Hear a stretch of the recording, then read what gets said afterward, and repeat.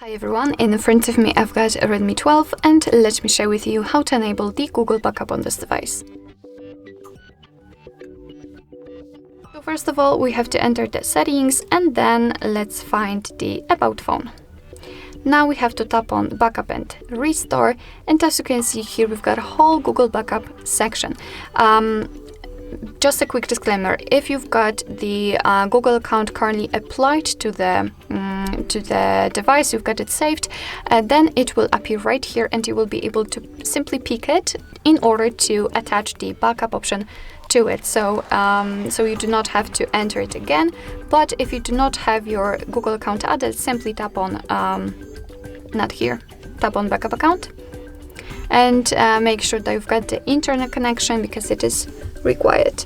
And from this step we can either create a new account if you do not have your own yet, or simply type your email or phone. So let me do it. And just a quick disclaimer, you do not have to enter the full email address, just the very first part of it before the @ symbol, and after tapping on next your device will autofill it.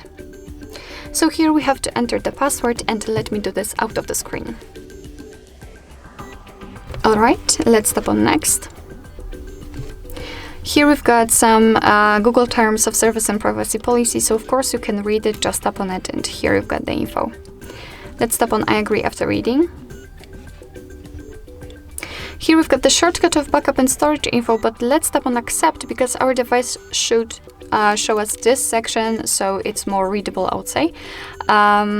So here you can learn that you're able to use 15 gigabytes of the Google account to back up apps and apps data, call history, contacts, device settings, and text messages. What is more, you will be able to turn on the option to back up the photos.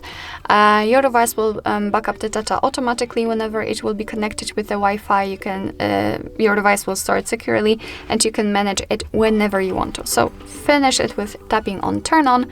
And as you can see, here we've got our Google account added, which simply means that from now on your device will back up the data there.